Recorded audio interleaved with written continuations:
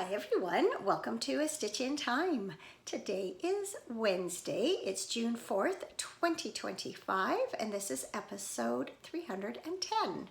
My name is Carol, I'm known as Knits and Pearls on Ravelry, and I live east of Vancouver in the Fraser Valley of British Columbia, Canada, where the day is off to a pretty good start. It's a little bit sunny, a little bit cloudy, a little bit breezy, pretty perfect if you ask me, not too hot. Having said that, I do have the fan on overhead to give me a little bit of a breeze while I chat with you, so you might hear the whirring a little bit in the background. Hopefully it's not too noisy or distracting. I hope you've all been doing well since we last chatted just about 2 weeks ago.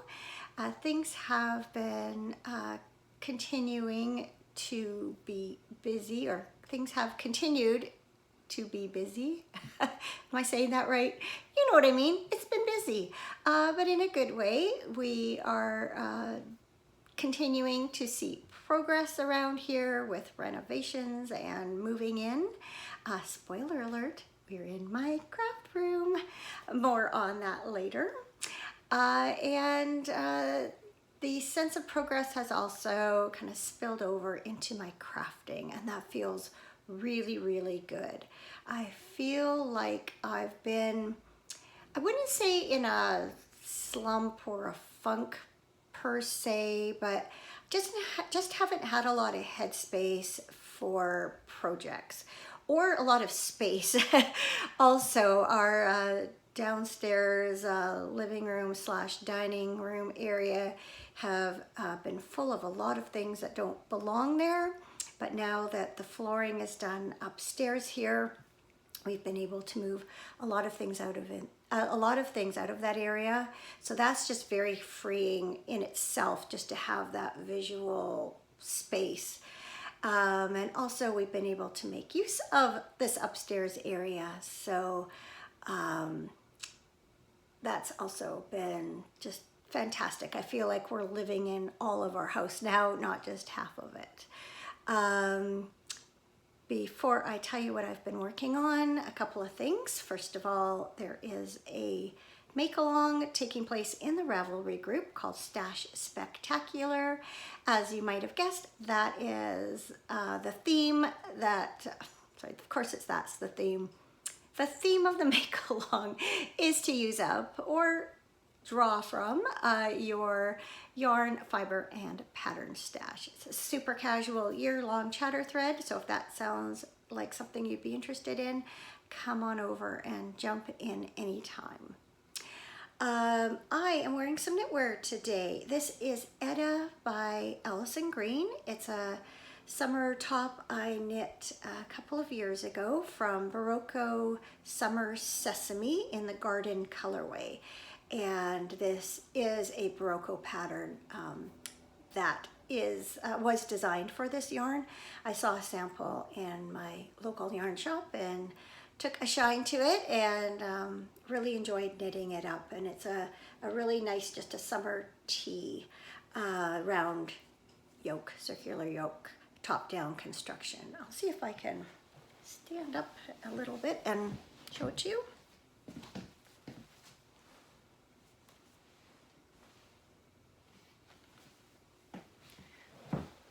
Has a little bit of an A-line to it. I can't remember. I'd have to look at my notes to see if I added shaping. I have a feeling I might have, or I might have just altered it a little bit to fit my body. But it's a nice, fairly loose sweater, and even on a fairly warm day, it's quite comfortable to wear. So I've actually worn this quite a bit. I don't tend to wear a lot of my summer knits. As much as I like the idea, a lot of times I'm just hanging out at home and don't really, I'm just more likely to pull on, a store-bought t-shirt or tank top or something. But I should reach for this one more often because I quite like it. All right, I'm going to mix things up a little bit this episode, and I am going to start with spinning. Yes, I have spinning, finally. It's been at least 2 months, maybe even closer to 3 since I sat down at my wheel. As I mentioned, we didn't have a lot of space, living space that I could set it up in. And also I needed the right frame of mind to sit down at the wheel and prep fiber and get going all over again. If you're new, first of all, welcome. Thanks for checking out the channel. I started spinning just over a year ago. And so I wasn't sure after such a long absence if it would be difficult for me to pick back up. So I needed to kind of just be in the right mood. So last week I took one of our new dining room chairs upstairs and into our little loft area. Pulled out my spinning wheel, got all ready to go, and I was in 7th heaven. That's all I did for like 2 days. So I started off with some Targhee fiber from Useful Creations. Jude is the dyer, and she is local to me, and she's also the woman that I bought my used spinning wheel from. She dyes up all sorts of beautiful fibers. You will see some more of it in the acquisitions section. But this one was calling to me. I'm going to put a photo here to show you what it looked like beforehand. So what I decided to do is I think I divided it into 8 sections lengthwise. And then I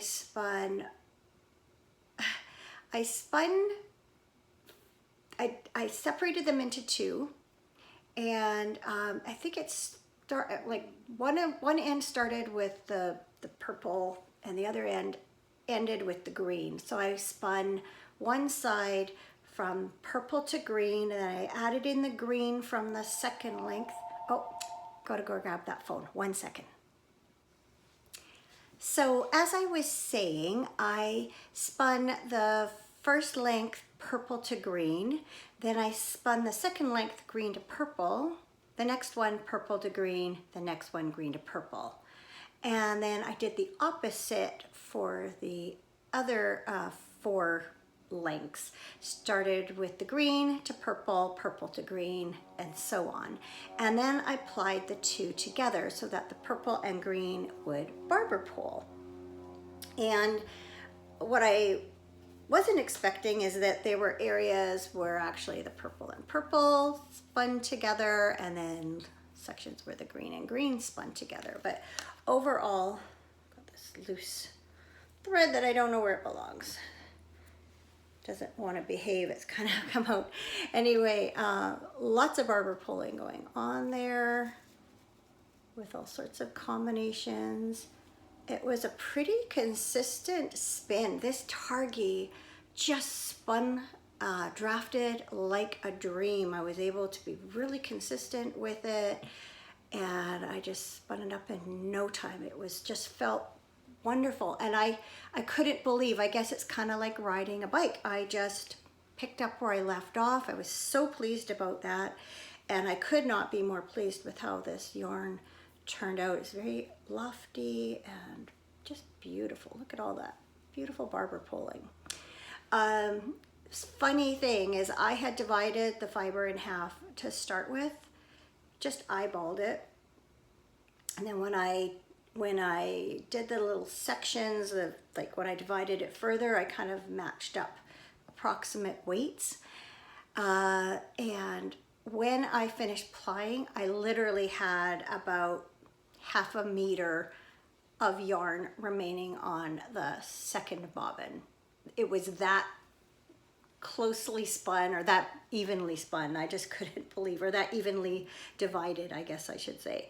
So that was funny. I've never had it that close before. I always have leftovers to, you know, ply up on themselves. Anyway, love it. There's a good look at the colors. That beautiful purple and jade green. So that gave me the confidence I needed to do a more intentional spin, if you will. So I had spun, so I just wanted to get it all back there, and it'll go up on that top shelf over there. I had received the 2024 Holiday Countdown Collection from Fiber Nymph Dye Works called The Mystery of Color. And I spun that up after Christmas. And I'll put a picture on here. I did a kind of a gradient spin, fractal / gradient. And what I had decided I wanted to do with it was to make the pressed flowers either the cardigan or the pullover. But one thing that concerned me is because the yarn that I wanted to use for the contrast was a gradient, I knew I was going to run into trouble when it came to the sleeves. I wanted the sleeves to kind of be as closely matching as possible, not just to each other, but to the body of the sweater. And with the gradient, there's no way I could achieve that. But I did get the day 25 braid called Make It Your Own, and I'll put a picture of that here. It had very similar colors to what was in the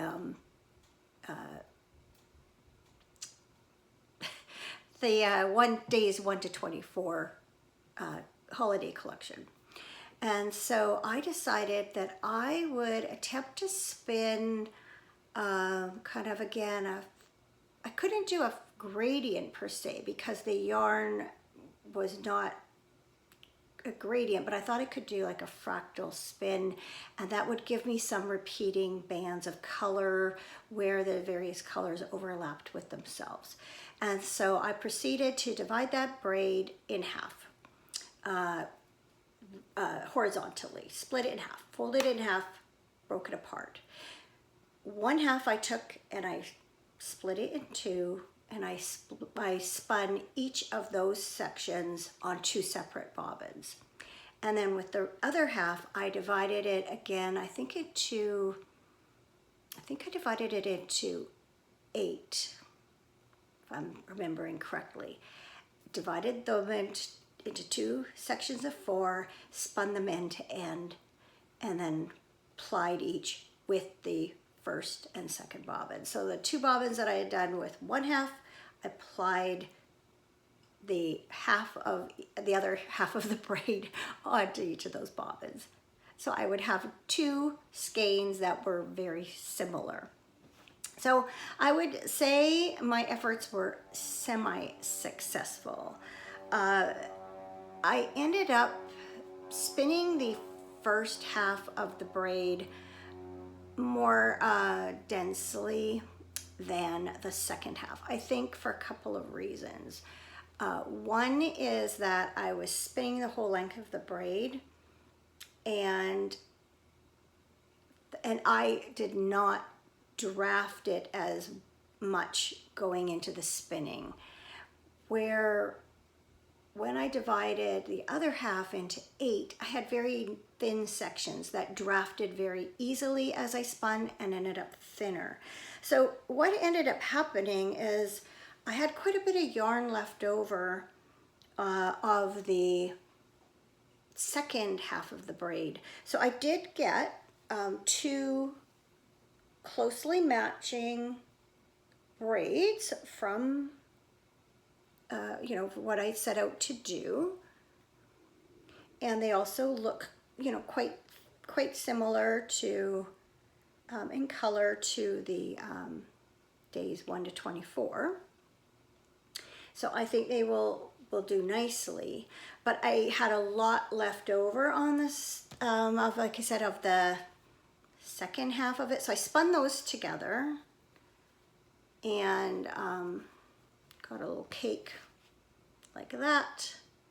And then I did have some left over, so I just practiced my 3-ply or my chain plying.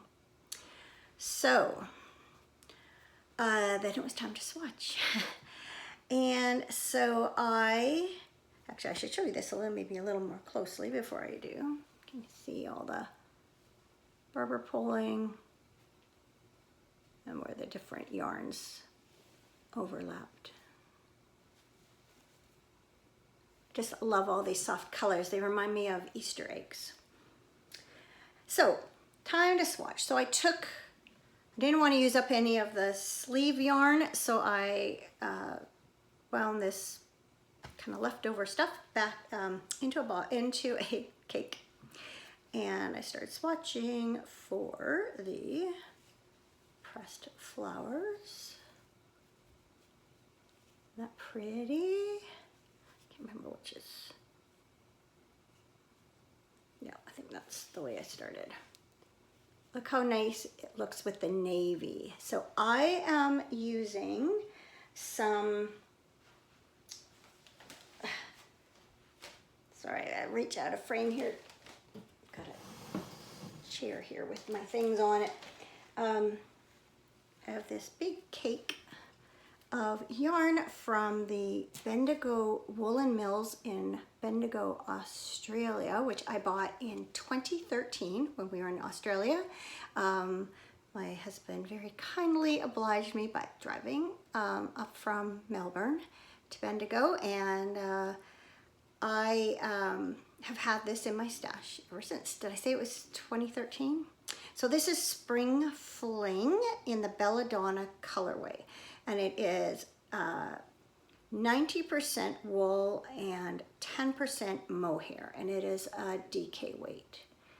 And I believe it's non-superwash because it does say to hand wash and do not tumble dry, and so I'm going to assume it's a non-superwash.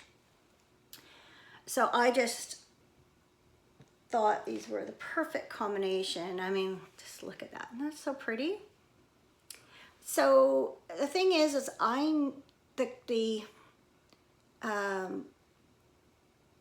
there's a whole collection. I feel like everybody knows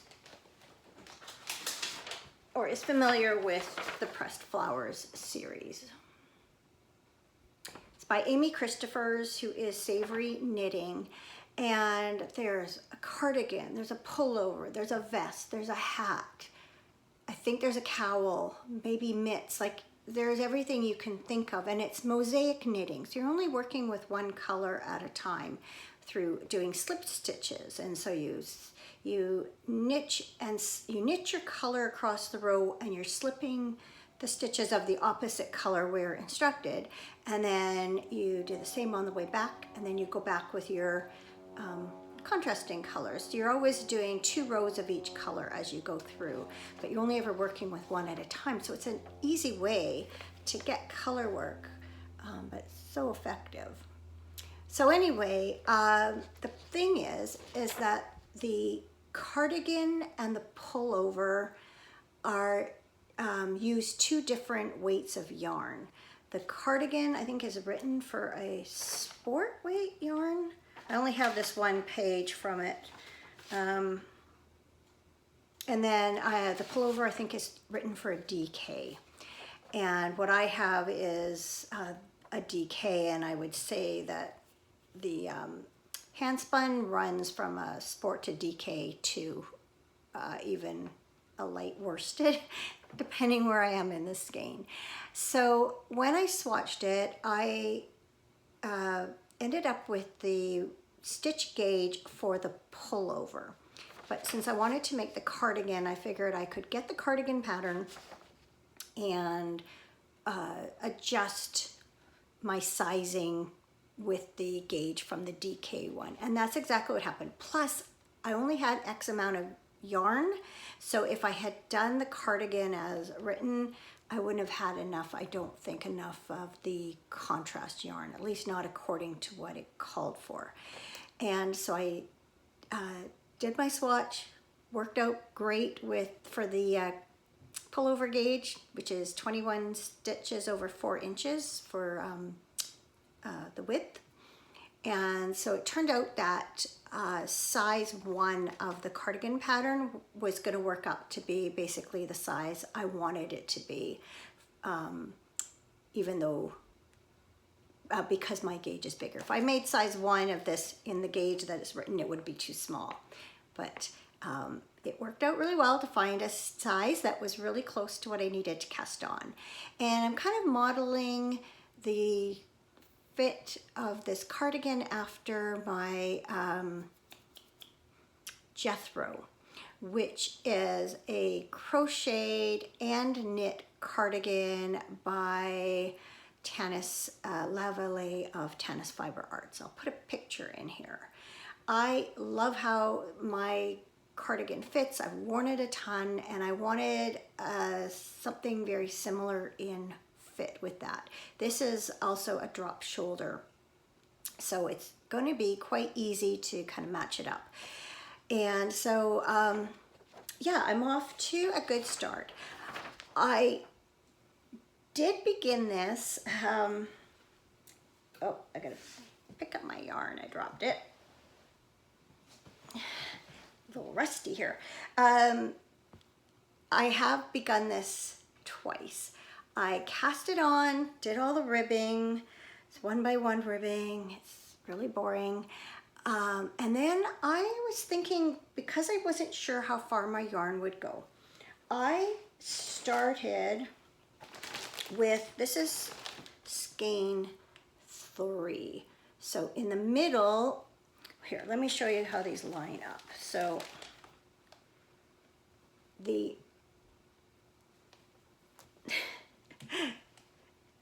this is skein 1. You can see I'm working from the center. So when I finish skein 1, I will pick up the center of skein 2, work through it, and then when I'm finished with that, I'll pick up the center of skein 3. That's how they go together in the gradient. So I did begin the cardigan with the end of skein 3, the outside, because I thought, well, I'll work up kind of like the opposite of the gradient. Like I wanted the gradient to sort of start at the top and work down, but this cardigan is worked from the bottom up. And so I thought I would start at the end and work up so that it would go from like 1 to 24 down the body. The only thing is that the end of this, there's a lot of pink. And I did 2 full 32 row repeats, and I was still in the pink. And then I was weighing my yarn and seeing how much I was using. And I realized that if I carried on that way, I probably would only use up more or less skeins 3 and 2, maybe going a little bit into skein 1. The thing is skein 1 has a lot of different colors in it. And I thought it more closely resembled the yarn I had spun up for the sleeves. So I really wanted to work this into it.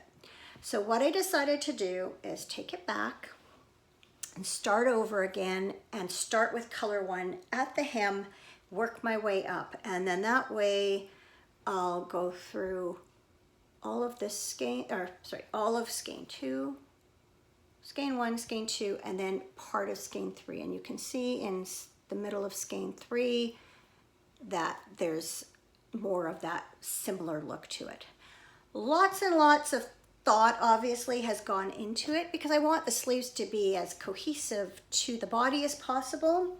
So it's just a little bit tricky, but I'm really glad I did that because look how that's going. As you can see, it's changing color. And the next color to come up is some of this green and then some yellow and purple. So there's going to be a lot of variation, which makes me really happy. I estimate that I'm going to have to do, to get the length I want, to do about 5 repeats. So this is 1 pattern repeat. So that should work out really well. So I am loving this. I see why it's such a popular pattern, especially with a color changing yarn. You just want to do the next row and the next row and the next row to see what you get. So it's rhythmic. It's once you have your pattern established, it's easy to keep track. Although I made the odd mistake, had to go back a little bit. Nothing serious, just within the same row and, you know, back a few stitches because I've made a mistake. But it's easy to read your knitting. Once you do that, you can see when you've made a mistake. So yeah, just loving this project. I haven't had this much fun for a while with my knitting, I have to say. And yeah, it just feels so good to be a little bit more challenged and just more motivated to do things. I have done a little bit of work on my blanket of cheer. I've just been putting borders on the squares that I showed you last week, so I'm not going to bring all that out again. You can go to last week's episode if you're interested and learn more about this project, or go look on the project page, which will be linked below. But yeah, I've just done a little bit of that. I can tell that I'm probably ready to move on from this project for a while. It's probably, I'll finish this square and then it might be going back into hibernation for a while. We'll see. I put everything together in a basket and I'm gonna leave it pretty handy. So if I do need something kind of quick and mindless to work on, it'll be easy to pick up. But I know I've sort of, I'm a little bit blanketed out at the moment. And finally, I've done a little bit more work on my Under the Party Tree socks. The colorway is Under the Party Tree by Fiber Nymph Dye Works. This is the Mountain Tweed BFL Blue-Faced Luster base. And I have kind of a sparkly, oh yeah, you can just, I saw the glint there right here. I've got one that complements it quite nicely. Just a mini skein, and so I wound that up. That's going to be heels, probably just heels, maybe toes, we'll see. I think last episode, I think I had finished one as far as the heel, and that I think I was only partway down the leg on the second, but I'm now ready for the heel on both, and I'm going to try and get those done by Friday morning, because I want to be able to work on the socks in the car when we go over to Victoria. So that's sort of on my to-do list. I'd probably rather work on the pressed flowers cardigan, but I will appreciate having socks for the car. I'll find that easier to travel with. But I'll probably take my cardigan with me and see if I have some time to work on it. So that's a lot of chit chat. I'm gonna take a sip of tea here. It's kind of, yeah, it's warm-ish. Yeah, warm-ish.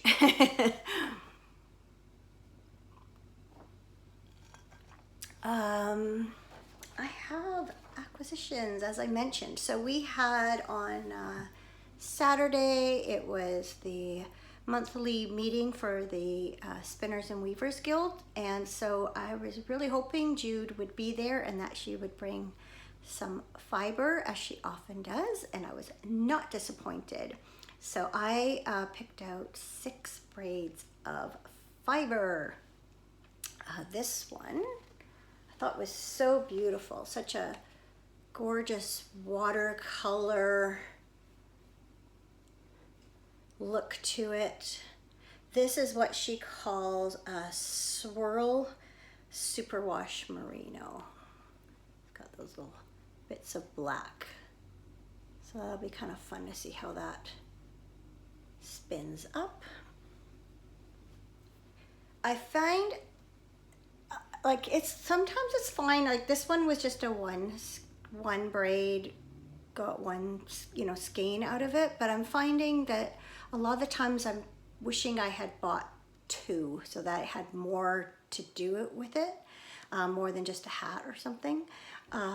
So I did intentionally buy 3 sets of fibers that I can spin together. So these 2 are organic merino. I thought it was superwash. Okay, one says superwash, one does not, but they're the same colorway, so I'm going to assume, at least I think they're the same colorway. Now that I look at them, maybe they're not. Oh no, I think they are. Okay, well now I'm not sure if they're superwash merino or not, but yeah, I'm sure they're the same. Yeah. So, yeah. Pretty, pretty, pretty, gorgeous colors, jewel tones. And then this other one set is really fun too. So this is just merino, not superwash merino. That's one of them. And then I'm going to spin it together with this one. Or ply it together, I should say. So I'll spin them separately and then ply them together. At least that's the plan for the moment. So we'll see. But yeah, gorgeous. Little more fiber to add to my stash. And hope to get to more spinning soon. I don't know if that'll happen this week, but maybe next week. As I mentioned, we're kind of in the calm between the storms. So since I spoke to you last, I'm trying to remember everything that's been done. I know we got carpet on our stairs, so all the flooring is done for now. But in about a month's time, or about 3 weeks time actually, now that I think of it, we are getting our kitchen done. So we've got to take things out of the kitchen, like all the cabinets out. Flooring is going to go down first, so that's on the 27th of May. We'll get new flooring in the kitchen. It's the same vinyl tiles in the hall, the laundry room, and the bathrooms. But there's actually flooring in the kitchen right now, so we have all our surfaces covered as opposed to walking around on plywood like we did for quite a while. So that's a bonus. So now, I have bare feet, that's okay. And the carpet feels nice and squishy on the bare feet. Even when I have shoes on or slippers, it just feels nice. As a rule, I'm not a big carpet fan, but I was kind of recommended that we put it on the stairs, and I'm glad that we did. It's just a little bit warmer and a little bit easier, and especially if we have people here, just not worrying about like my mom slipping or something on a smoother surface. So yeah, happy to have the floors done for now. Got a desk for the loft, so I was able to set up my computer up there. I've got file cabinet, printer. I still need to put things away, like files away, get things actually really set up, but step in the right direction. One thing I'm thrilled about, little things right these days can make me very happy. So we did not have a linen closet or a vacuum closet per se. Downstairs there were 2 coat closets. Upstairs there's more of what I would call a storage closet. It did have shelves in it, but it didn't strike me as a place I would want to put our, the linens and things. So what we end up doing is converting one of the coat closets downstairs into a linen slash broom closet. So we bought a shelf that we put together for all the towels and sheets and things, and then we put up holders for the broom and the mop, some hooks for the I have a mop that has microfiber pads for it, so I've got hooks for those, and dusters and rags, and there's our stick vac has a thing that you mount it into, like goes on the wall, you mount your vacuum on it. We never used it in our old house, but we did keep the thing, which I'm glad. So we put all that together. So now when I wash sheets or towels, I've got a place to put them. We can tuck the cleaning things out of sight. And then we also finished off, more or less finished off our laundry room. There was a section of cupboards opposite the washing machine and dryer, and we kept hitting our head on them. Apparently they're original to the unit, because when we took them down, they had our unit number on the back, and you could see the original paint behind them.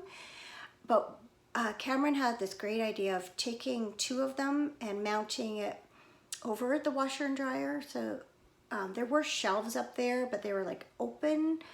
So this way we could put detergent and cleaners and things away and close the door and have them out of sight. And then there's one that we left over the laundry sink. And it just looks just so much less cluttered and more organized. And then I bought a rack from Amazon that folds up, sits flat on the wall, but when you open it up, it has rods that you can hang things on. And so I have a lot of clothes that I like to hang up, so I can hang them on there when we're done, tuck it away, out of sight and out of the way, and it's high enough. Even when it's open, we don't bang our heads on it or anything. So yeah, it's just, I know they're little things, but it's just making life that much easier and making me feel more settled and at home. And then, of course, craft room organization has begun.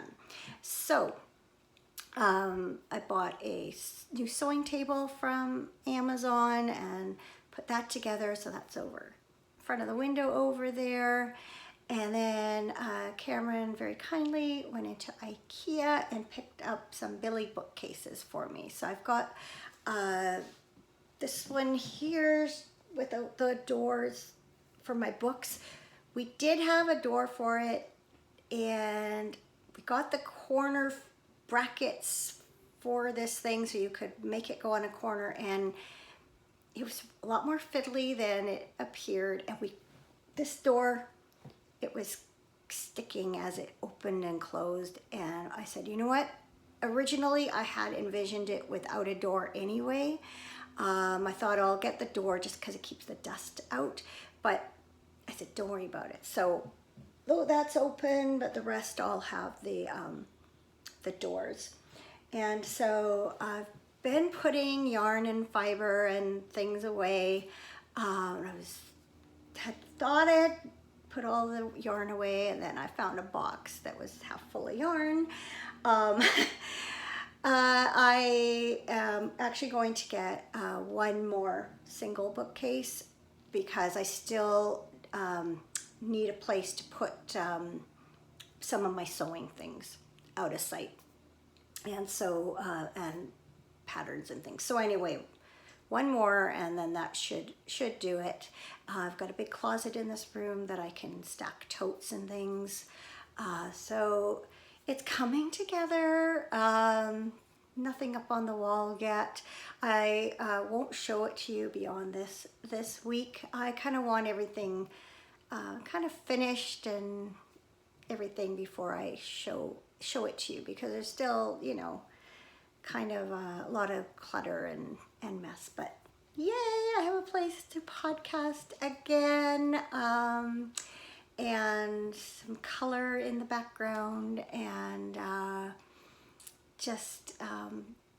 yeah, just one step closer to, you know, moving right in. So it just feels really good. And yes, I have a lot of yarn, but yes, I really do need all this yarn, and I love that sign. It's exactly how I pictured it, putting in a bookcase like this to have it as part of my stash. So that's a warning.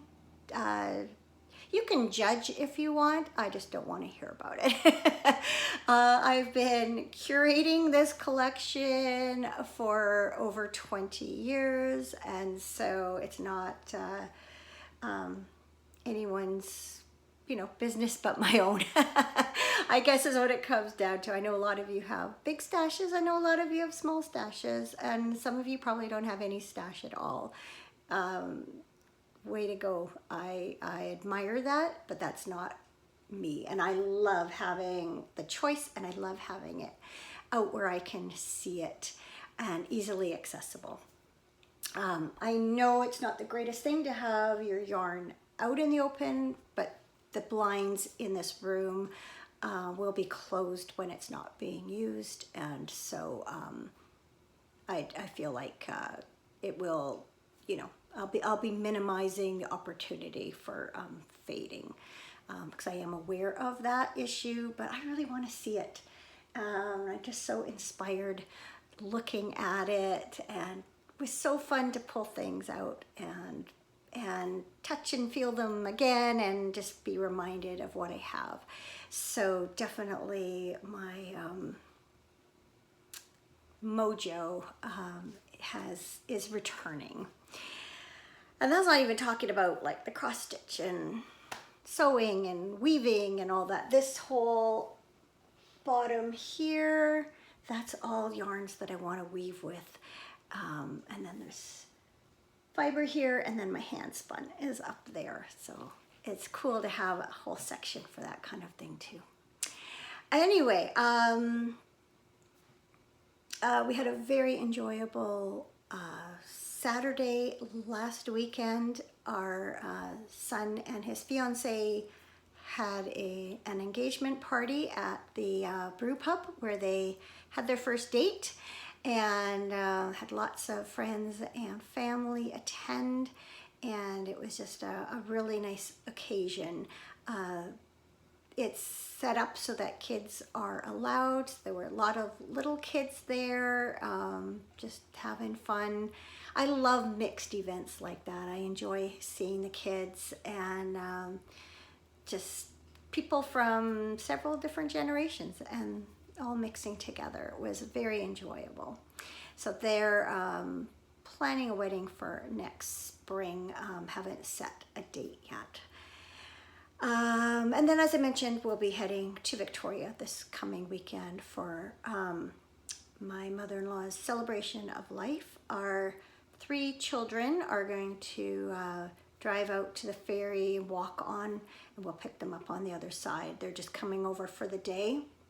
We're going to go Friday, come back Monday. On Sunday, we'll go with Cameron's brother to, there's a storage locker with his mom's things that we had packed up when she moved out of her independent / assisted living place. Gosh, it must be, I think it's about 6 years ago now.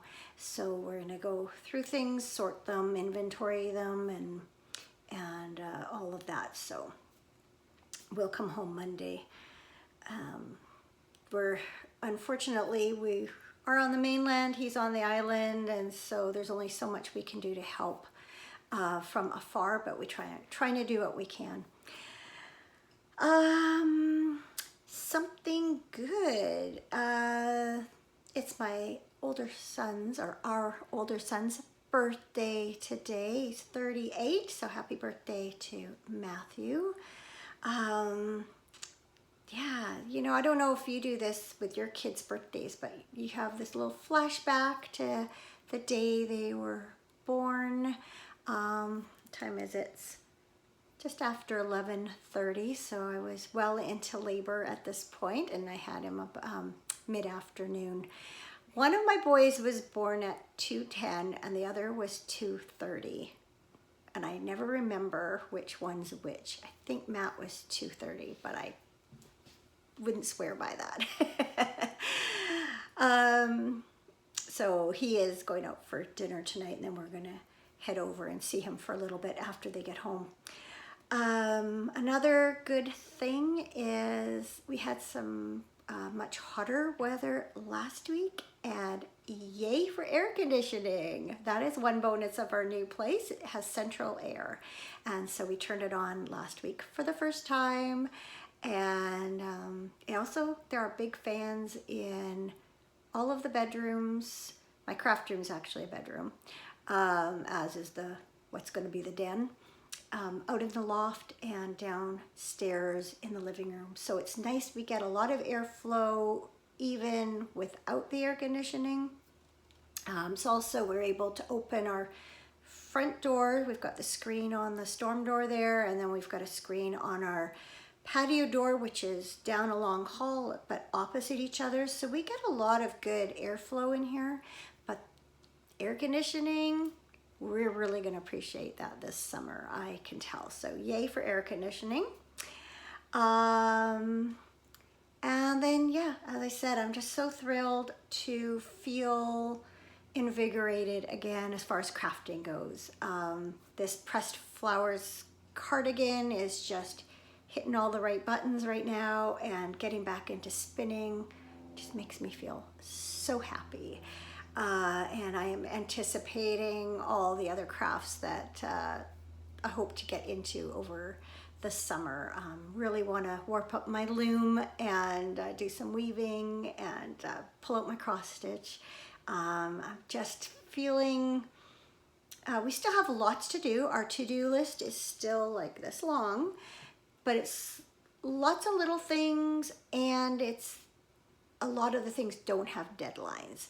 And so that's a great thing too.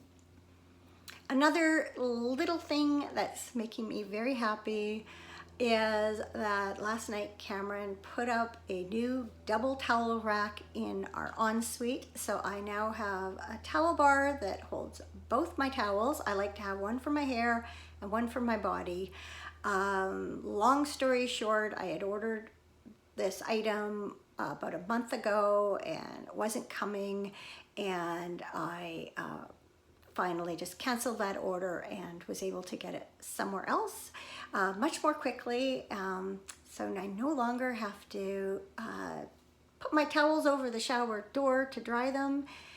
Not only that, I don't have to try and remember to take them off before I turn the shower on, because I have forgotten a couple times and ended up with, you know, damp towels to dry off with. So a little thing, but it makes me happy. And now that the towel bar is up, we can put the pictures up on the wall in our ensuite. So baby steps, but we are getting there.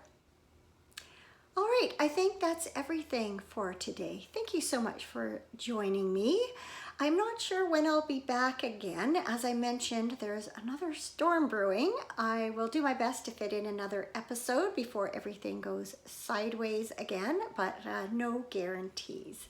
So take care, everyone, and I hope to see you again very soon. Bye for now.